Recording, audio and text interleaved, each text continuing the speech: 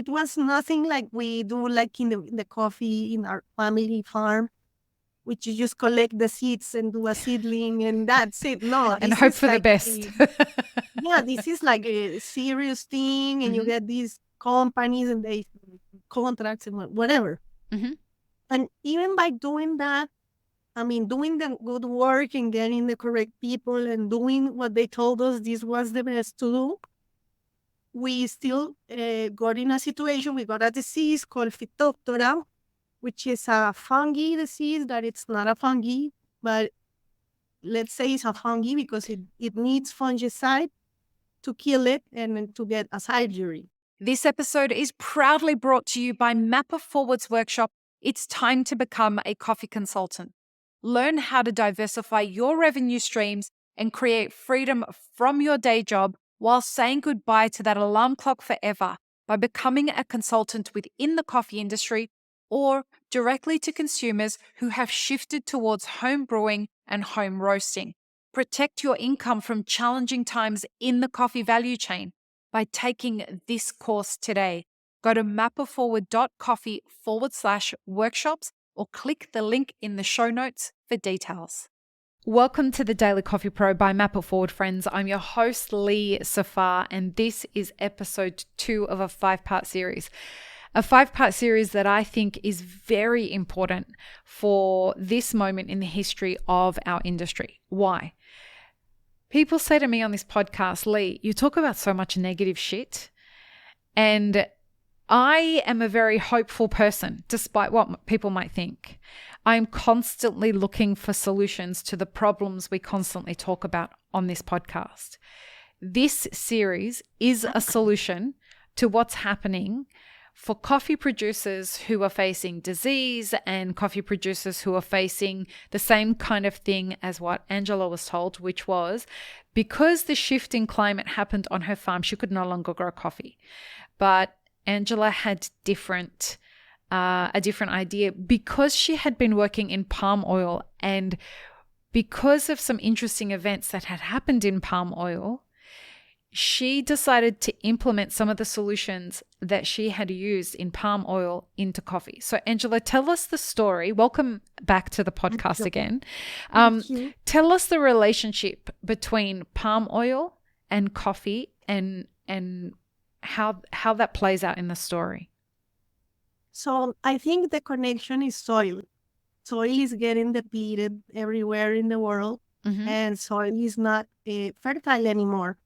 So each time you have to put more, say, inputs, fertilizings, you have to give water, you have to put so many things, and it's making it more risky to do agricultural business.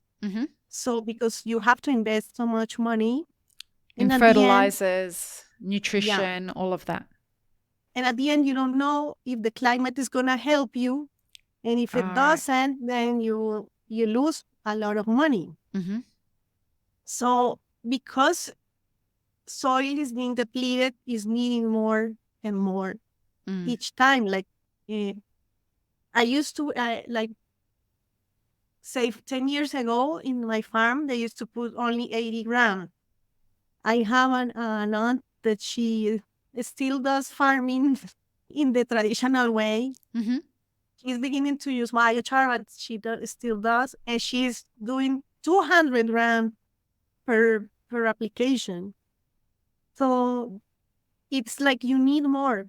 So in palm oil, I used to manage 500 hectares of palm oil. They were old. We had to renovate them.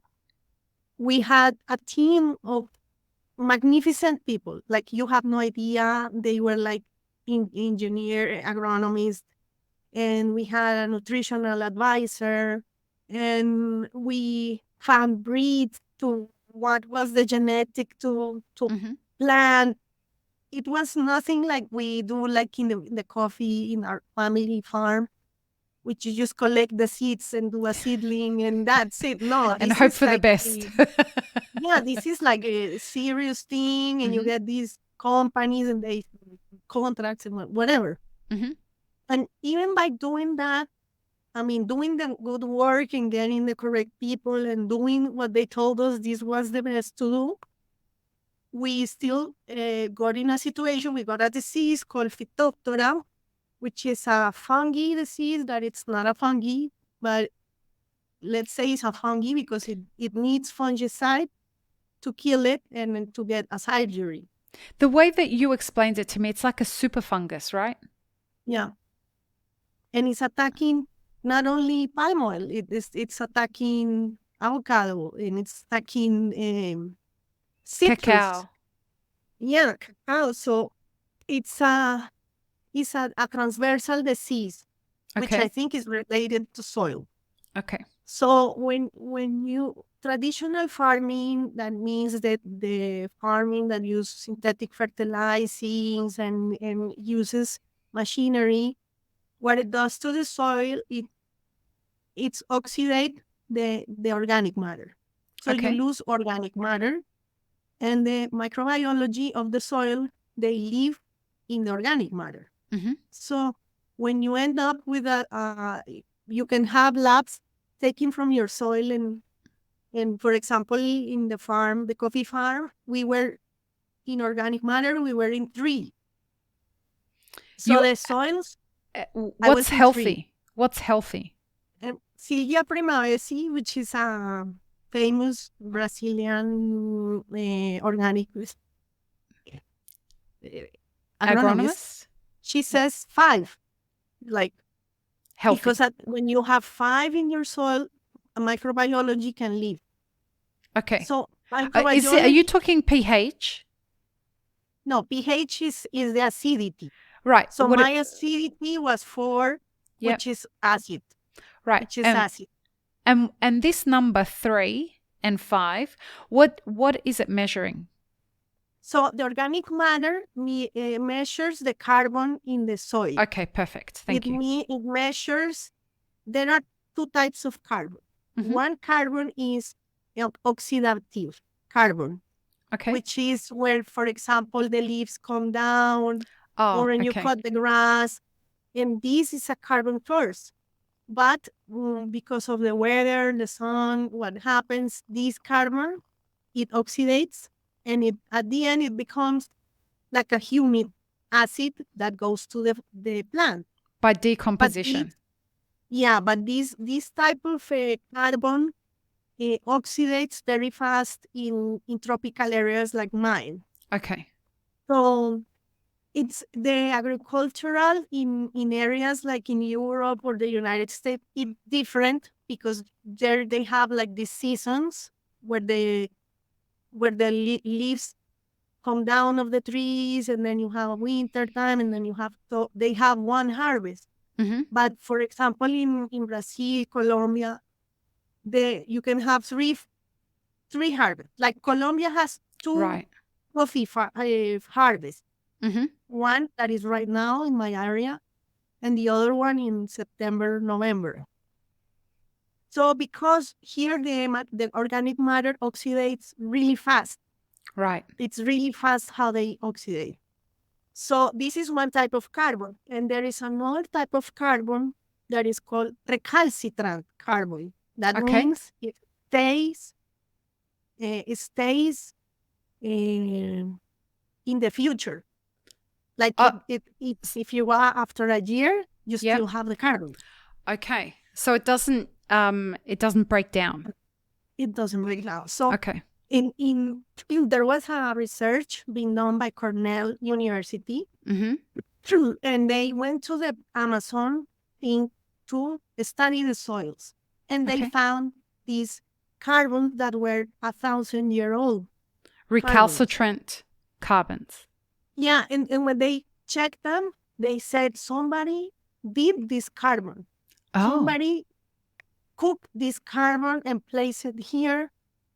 So they were like these agricultural, very advanced, like very genius, advanced people. Wait, so if I understand this correctly, right? There's 2 types of carbon. There's the carbon that comes from decomposing trees and leaves and stuff, organic matter. And that's oxidating carbon. It's oxidized. It's Okay. oxidized. Okay. Then there's another kind of carbon that sits in the soil and doesn't decompose, and it continues to release nutrients into the soil. It keeps feeding the soil. Yeah. And this research was made by Cornell in the 2000 years.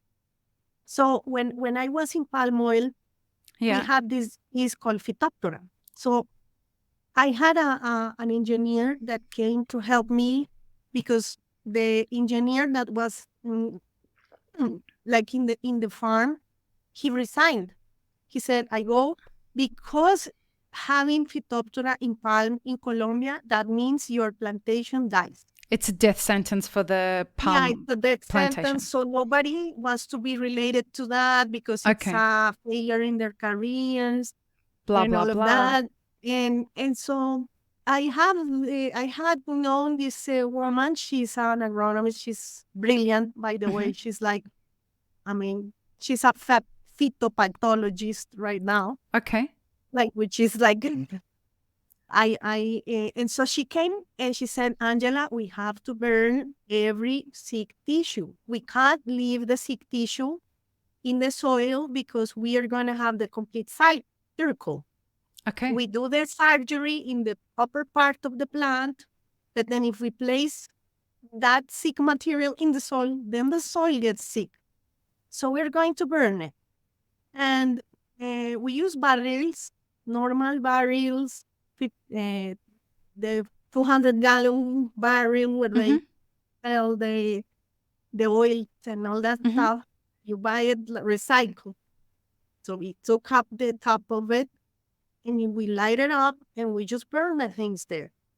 But what we actually were doing, we were cooking biochar, because we put in the barrel layers of fresh material in a burning state below. And that is called a curtain of fire, which is one of the systems to make artisan biochar. But in that time, we didn't know this was biochar. So I asked her, what do I do with all that carbon? And she said, just mix it with the compost and apply it. But she didn't even know also this was biochar, because the research was doing at the same time. In the Amazon, they were discovering these carbons. This recalcitrant carbon. So this thing, if I understand correctly, the palm oil gets diseased with, how do you say it? Phytophthora. Phytophthora. The super fungus. Yeah. You guys can't spray it. You have to cut out the tissue that's diseased. And from that, you then need to burn it. And so you go and you get these like oil barrels. Yeah. You cut the top off the oil barrel. You buy them secondhand. You cut the top off the oil barrel. You put the tissue that was diseased from the palm oil tree. You put it in the oil barrel. You put it on fire. Yeah. And then it burns. And then you just keep adding more tissue to it that keeps burning. And that adds on top of the burnt palm oil from before. Yeah. Like a layer. The layers, right?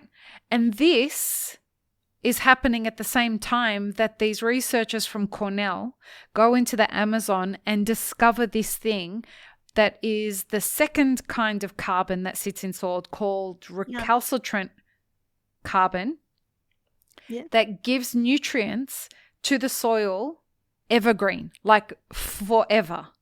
Forever. It stays forever. That's why it has a taxonomy on its own for CDR, carbon dioxide removal. So this can replace fertilizer? It's an amendment. I think it has to have a management. If you do the management, you can do it.